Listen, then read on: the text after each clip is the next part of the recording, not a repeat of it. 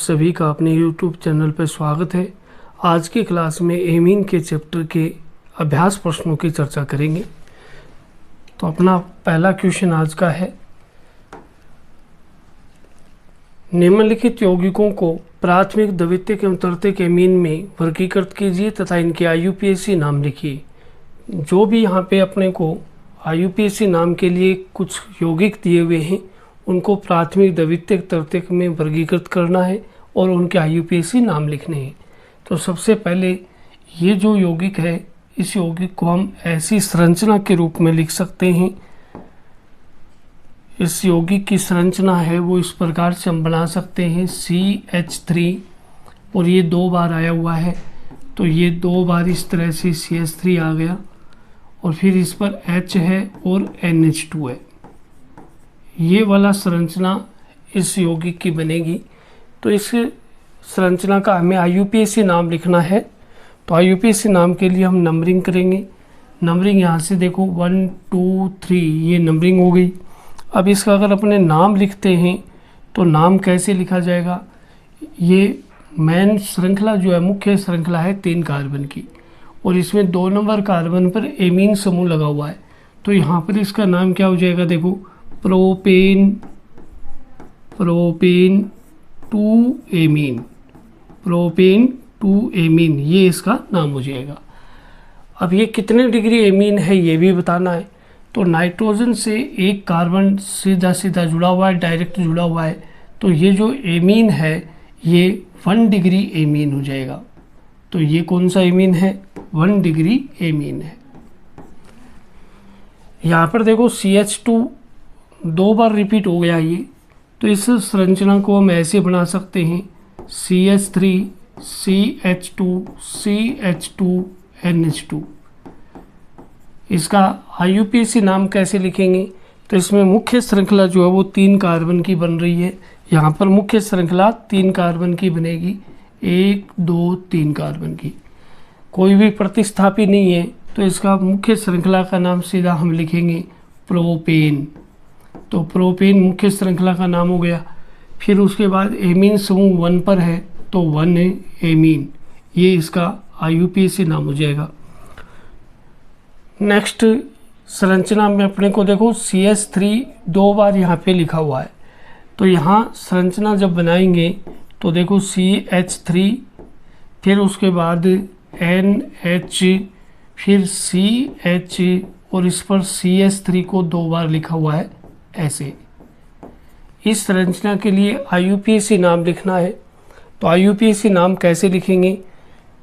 यहाँ पर मुख्य श्रृंखला जो है ये द्वितीयक एमीन है, ये 2 डिग्री एमीन है, 2 डिग्री एमीन है, और ये वाला 1 डिग्री एमीन है, ये वाला 1 डिग्री एमीन है। तो अब इसका IUPAC नाम हम कैसे लिखें? तो मुख्य श्रृंखला ये 3 कार्बन की है और ये यहाँ पर प्रतिस्थापी है। तो प्रतिस्थापी का नाम उसकी स्थिति के साथ में पहले लिखा जाएगा। तो यहाँ पर इसकी स्थिति के साथ इसका हम नाम लिखेंगे। तो ये मैथिल है, नाइट्रोजन से जुड़ा हुआ, तो इसका IUPAC नाम इस प्रकार से, पहले प्रतिस्थापी का नाम N Maithil propane 2 amine, N Maithil propane 2 amine, ये इसका IUPAC नाम हो जाएगा। नेक्स्ट संरचना में CH3 को 3 बार रिपीट किया हुआ है। तो 3 बार रिपीट कैसे किया हुआ है? देखो, ये संरचना इस प्रकार से बनेगी, ऐसे ये संरचना दी भी अपने को। इस संरचना में अपने को IUPAC नाम लिखना है और ये 1 डिग्री एमीन है, नाइट्रोजन डायरेक्ट एक कार्बन से जुड़ा हुआ है, तो ये 1 डिग्री एमीन है। अब इसका IUPAC नाम हम लिखें तो IUPAC नाम कैसे लिखेंगे? ये मुख्य श्रृंखला है 1 2 3, 3 कार्बन की मुख्य श्रृंखला है।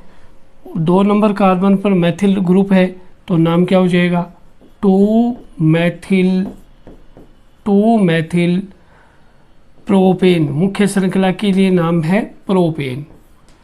2 मैथिल, 2 पर मैथिल ग्रुप है, 3 कार्बन की श्रृंखला है, तो 2 मैथिल प्रोपेन। एमीन ग्रुप है वो 2 नंबर कार्बन पर है, तो ये आ जाएगा 2 एमीन। ये इसका IUPAC नाम बनेगा। तो इस प्रकार से इनके IUPAC नाम हम लिखेंगे और साथ में इनको प्राथमिक, द्वितीयक और तृतीयक में वर्गीकृत करेंगे। यहाँ पर देखो C6H5NHCH3, तो इसकी स्ट्रक्चर हम कैसे बना सकते हैं। C6H5 ये यहाँ बेंजीन वाले है, तो ये बेंजीन वाले हमने बनाया। उसके बाद NHCH3, इसका IUPAC नाम कैसे लिखेंगे। ये यहाँ पर एनिलीन के रूप में ये C6H5 यानी बेंजीन वाले यानी एनिलीन वाला है, और ये यहाँ पर प्रतिस्थापी है। तो इसका नाम पहले लिखेंगे, तो यह आ जाएगा एन मैथिल। उसके बाद मुख्य श्रृंखला के नाम आएगा, तो एन मैथिल एनिलीन हम बोल देंगे, तो एन मैथिल एनिलीन इसका नाम बन जाएगा।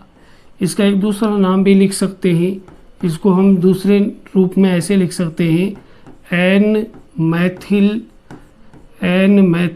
Benzene amine. मुख्य श्रृंखला बेंजीन है और उसके साथ में हमने एमीन लिख दिया, तो नाम हो गया बेंजीन एमीन।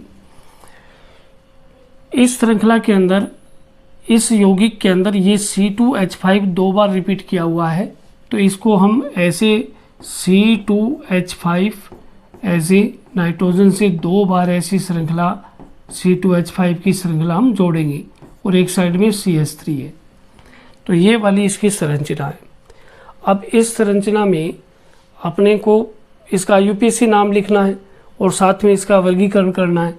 इसका वर्गीकरण क्या होगा, इसका वर्गीकरण होगा नाइट्रोजन 2 कार्बन से डायरेक्ट जुड़ा हुआ है, तो ये 2 डिग्री एमीन है। और इसका वर्गीकरण क्या होगा, नाइट्रोजन 3 कार्बन से डायरेक्ट जुड़ा हुआ है, तो ये 3 डिग्री एमीन है।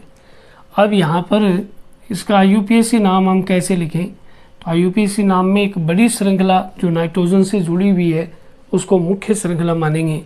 तो ये वाली मान लो मुख्य श्रृंखला हो गई, तो ये दोनों अपने प्रतिस्थापी हैं। प्रतिस्थापी के नाम अल्फ़ाबेट ऑर्डर से लिखेंगे, तो पहले एथिल का फिर मैथिल का, और दोनों की स्थिति भी लिखेंगे। तो यहाँ पे क्या नाम हो जाएगा, देखो एन एथिल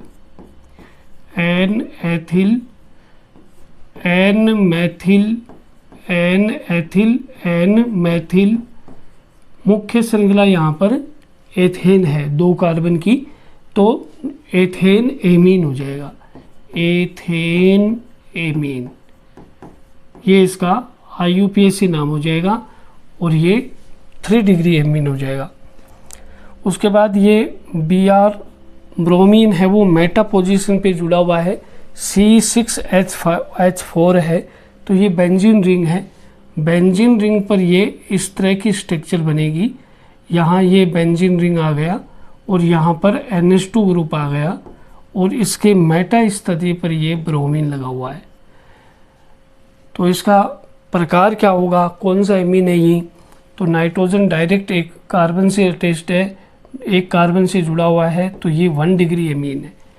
और इसका IUPAC नाम देखें तो IUPAC नेम क्या रहेगा, 1 2 3 पर ब्रोमो है, तो हम कैसे लिखेंगे इसका नाम, 3 ब्रोमो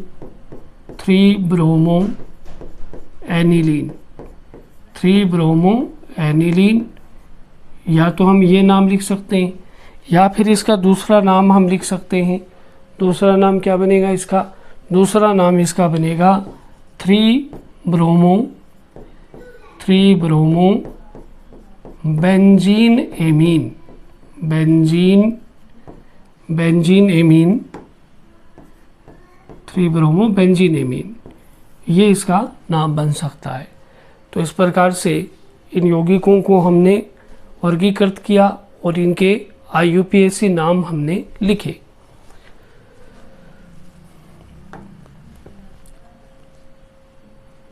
निम्नलिखित युगलों के लिए, निम्नलिखित युगलों के यौगिकों में विभेद करने के लिए एक रासायनिक परीक्षण दीजिए। तो ये कुछ यौगिक दिए हुए हैं अपने को, इनमें विभेद करना है, और विभेद करने का अर्थ ये है कि दोनों यौगिकों को पहचान करनी है कि ये यौगिक कौन सा है, ये यौगिक कौन सा है।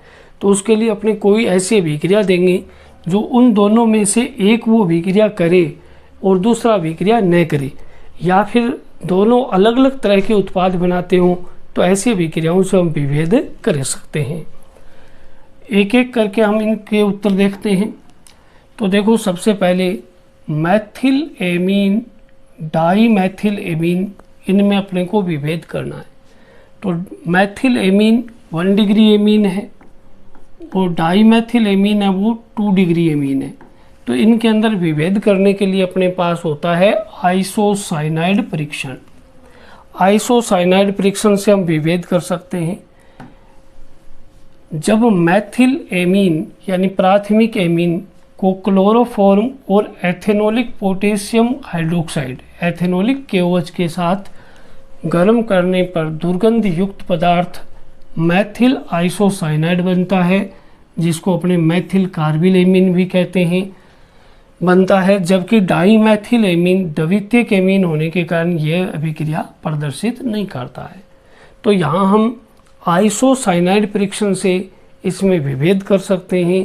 आइसोसाइनाइड परीक्षण में हम क्या करते हैं, प्राथमिक एमीन को क्लोरोफॉर्म और एथेनोलिक KOH के साथ गर्म करते हैं, तीव्र दुर्गंध युक्त पदार्थ आइसोसाइनाइड बनता है। तो इसकी रिएक्शन अगर हम देखें तो यहाँ रिएक्शन में यहाँ मैथिल एमीन है, तो मैथिल एमीन के लिए रिएक्शन अपने को लिखनी है। तो ये हो गया मैथिल एमीन, क्लोरोफॉर्म के साथ अपनी रिएक्शन लिखेंगे। तो क्लोरोफॉर्म KOH, एल्कोहलिक KOH या एथेनोलिक KOH लिया गया है, इसके साथ अभिक्रिया करवा रहे हैं। तो यहाँ पर मैथिल आइसोसाइनाइड बनेगा। तो देखो, मैथिल आइसोसाइनाइड ये मुख्य उत्पाद के रूप में बन गया। फिर उसके बाद यहाँ से 3KCl अलग कर देंगे, तो ये 3KCl है वो अलग हो जाएगा। फिर उसके बाद यहाँ से 3 अणु जल के निकल जाएंगे, 3 अणु यहाँ से जल के निकल जाएंगे। तो इस प्रकार से हम यहाँ ये मैथिल आइसोसाइनाइड बना रहे हैं। मैथिल आइसोसाइनाइड जैसे ही ये यौगिक बनता है, तीव्र दुर्गंध आने लगती है और तीव्र दुर्गंध वाला पदार्थ बन जाता है। इससे अपने को पता लग जाएगा कि यहाँ पर प्राथमिक एमीन लिया गया है, 1 डिग्री एमीन लिया गया है। द्वितीयक और तृतीयक एमीन ये अभिक्रिया प्रदर्शित नहीं करते हैं, इसलिए इस अभिक्रिया से प्राथमिक एमीन की पहचान की जा सकती है। नेक्स्ट, द्वितीयक एवं तृतीयक एमीन में विभेद करना है। तो एक तो 2 डिग्री एमीन अपने पास, एक है अपने पास 3 डिग्री एमीन। जब 2 डिग्री व 3 डिग्री एमीन में विभेद करना हो तो हम यहाँ पर हींसवर्ग परीक्षण है, हींसवर्ग अभिकर्मक है, उससे विभेद कर सकते हैं। तो देखो, इससे विभेद हम कैसे करेंगे। द्वितीयक एमीन की अभिक्रिया, जब हम द्वितीयक एमीन की अभिक्रिया हींसवर्ग अभिकर्मक से करवाते हैं। अब हींसवर्ग अभिकर्मक क्या है ये भी अपने को पता हो। हींसवर्ग अभिकर्मक क्या होता है, benzene sulfonyl chloride, benzene sulfonyl chloride. तो ये बेंजीन सल्फोनिल क्लोराइड है, बेंजीन सल्फोनिल क्लोराइड। इसके अभिक्रिया हम करवा रहे हैं प्राथमिक ये द्वितीयक एमीन के साथ। हम यहाँ पर द्वितीयक एमीन के रूप में ये डाई एथिल एमीन लेते हैं। तो डाई एथिल एमीन जो है यहाँ द्वितीयक एमीन लिया गया है, इसके अभिक्रिया हम करवा रहे हैं। तो यहाँ पर इस अभिक्रिया में ये जो HCl है वो यहाँ से हम निकाल देंगे। HCl निकलने के बाद जो अभिक्रिया आगे बनेगी उसमें क्या बनेगा, तो ये बेंजीन वलय आ गई। बेंजीन वलय से ये सल्फोनिल समूह जुड़ा हुआ है, Cl और H निकल गया तो यहाँ नाइट्रोजन आ जाएगा। नाइट्रोजन से C2H5 आ जाएगा, दूसरा C2H5 आ जाएगा, साथ में HCl आ जाएगा। अब यहाँ जो ये यौगिक बना है, ये यौगिक है N die ethyl benzene sulphonamide, N, die ethyl benzene sulphonamide. Benzene sulphonamide, benzene sulphonamide ये यौगिक है। इस यौगिक में नाइट्रोजन से कोई भी हाइड्रोजन जुड़ा हुआ नहीं है, तो ये क्षार में अविलेय होता है। ये क्षार में अविलेय, क्षार में ये अविलेय हो जाएगा। तो हम यहाँ बताएंगे कि जब हम द्वितीयक एमीन की अभिक्रिया हेंसबर्ग अभिकर्मक बेंजीन सल्फोनिल क्लोराइड से करवाते हैं, तो करवाने पर NN dialkyl benzene sulfonamide प्राप्त होता है, जिसमें नाइट्रोजन से कोई भी हाइड्रोजन परमाणु जुड़ा हुआ नहीं है। अतः यह अम्लीय नहीं होता है तथा क्षार में अविलेय होता है। जबकि तृतीयक एमीन हेंसबर्ग अभिकर्मक से अभिक्रिया नहीं करते हैं। यहाँ पर ये तृतीयक एमीन लिखा हुआ है साथ में, तो तृतीयक एमीन में नाइट्रोजन पर कोई हाइड्रोजन नहीं होता है, इसलिए तृतीयक एमीन है हेंसबर्ग अभिकर्मक से अभिक्रिया प्रदर्शित नहीं करते हैं। नेक्स्ट, एथिल एमीन एवं एनिलीन। तो एथिल एमीन एनिलीन दोनों ही ये 1 डिग्री एमीन है। अब दोनों ही जब 1 डिग्री एमीन है, तो हम कार्बिल एमीन अभिक्रिया से आइसोसाइनाइड फ्रिक्शन से विभेद नहीं कर सकते, क्योंकि दोनों ही अभिक्रिया प्रदर्शित करेंगे। हेंसबर्ग अभिकर्मक से भी विभेद नहीं कर सकते, तो यहाँ हम एनिलीन की अभिक्रिया युग्मन अभिक्रिया करते हैं, और युग्मन अभिक्रिया से इसकी पहचान की जा सकती है। युग्मन अभिक्रिया में हम क्या करवाएंगे, बेंजीन डाई एजोनियम क्लोराइड की अभिक्रिया, benzene diazonium chloride, benzene diazonium chloride की अभिक्रिया एनिलीन के साथ करवाते हैं। तो ये एनिलीन के साथ बेंजीन डाई एजोनियम क्लोराइड की अभिक्रिया करवाते हैं। यहाँ पर अम्लीय माध्यम के अंदर अभिक्रिया हो जाएगी। तो यहाँ हम देख सकते हैं कि ये जो Cl है और ये H है, ये रिमूव हो जाएगा, यहाँ से बाहर निकल जाएगा, H व Cl निकल जाएगा। और नाइट्रोजन है, वो दोनों नाइट्रोजन है, दोनों बेंजीन वलय से जुड़ जाएंगे। तो इस प्रकार की संरचना यहाँ पर बन जाएगी। ये वाली संरचना यहाँ बनने वाली है, ये संरचना यहाँ पर बन जाएगी। अब यहाँ पर ये जो यौगिक बना है, इस यौगिक का नाम यहाँ होगा para amino azobenzene, para amino azobenzene, ये इसे यौगिक का नाम बनेगा। ये जो यौगिक है इसका नाम है पैरा एमिनो एजोबेंजीन। और ये पैरा एमिनो एजोबेंजीन है, वो पीला रंजक है, पीले कलर का रंजक है ये। तो जो युग्मन अभिक्रिया है उनके उत्पाद रंगीन होते हैं, रंजक के रूप में उपयोग किए जाते हैं। तो यहाँ पर देखो, जब एनिलीन की अभिक्रिया बेंजीन डाईएजोनियम क्लोराइड से करवाई जाती है, तो पैरा एमिनो एजोबेंजीन बनता है जो पीला रंजक है, जबकि एथिल एमीन युग्मन अभिक्रिया प्रदर्शित नहीं करता है। तो इस प्रकार हम इन दोनों में विभेद कर सकते हैं। एनिलीन बेंजिल एमीन, एनिलीन और बेंजिल एमीन में विभेद करना है, तो इसको भी हम युग्मन अभिक्रिया से विभेद कर सकते हैं। जैसे अभी हमने लिखा था कि benzene diazonium chloride, benzene diazonium chloride, ये वाला बेंजीन डाईएजोनियम क्लोराइड है, इसकी अभिक्रिया हम एनिलीन के साथ करवा रहे थे। तो एनिलीन के साथ जब हम अभिक्रिया करवाएंगे, तो इसकी अभिक्रिया एनिलीन के साथ करवाई गई। ये एनिलीन है, अम्लीय माध्यम में अभिक्रिया करवा देंगे, तो अम्लीय माध्यम में अभिक्रिया हो जाएगी। तो यहाँ से ये वाला उत्पाद अभी बनाया था para amino azobenzene, para amino azobenzene बनेगा।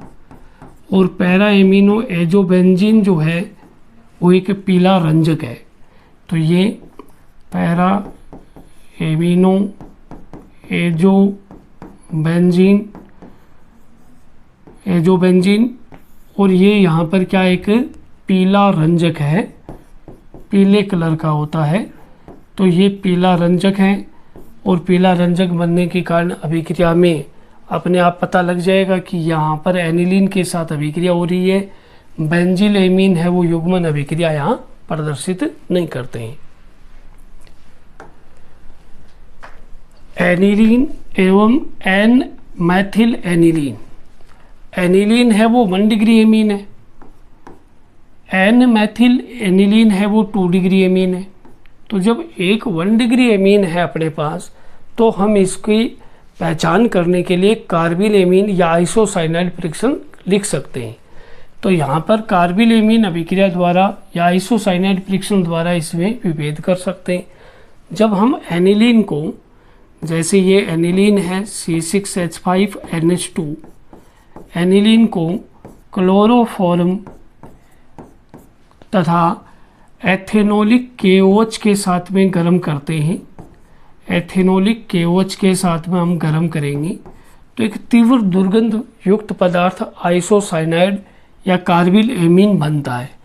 तो ये C6H5 यहाँ पर C6H5NC ये बन जाता है 3KCl प्लस में 3H2O, ये अलग हो जाएगा। तो ये यहाँ पर क्या बन गया, फेनिल आइसोसाइनाइड, फेनिल आइसोसाइनाइड ये वाला बन गया। अब जैसे ये यौगिक बनेगा फेनिल आइसोसाइनाइड, तो यहाँ तीव्र दुर्गंध आने लगेगी, बदबू आने लगेगी। तो उससे पता लग जाएगा कि यहाँ पर प्राथमिक एमीन की अभिक्रिया हो रही है। जब एनिलीन प्राथमिक एमीन को क्लोरोफॉर्म एवं एथेनोलिक पोटेशियम हाइड्रोक्साइड के साथ गर्म करने पर दुर्गंध युक्त पदार्थ phenyl isocyanide, phenyl carbylamine, ये इसका IUPAC नाम है, बनता है। जबकि एन मैथिल एनिलीन द्वितीयक एमीन है, यह अभिक्रिया प्रदर्शित नहीं करता है। तो ये द्वितीयक एमीन होने के कारण ये अभिक्रिया प्रदर्शित नहीं करेगा।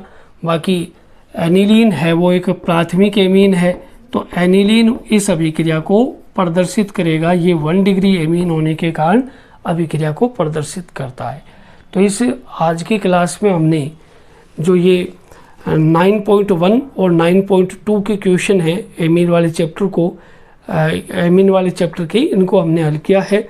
अगर वीडियो अच्छा लगा है, क्वेश्चन समझ में आए हैं, तो आप इस वीडियो को लाइक करें, शेयर करें, कमेंट करें। चैनल पे नए हो तो चैनल को सब्सक्राइब करें। Thank you.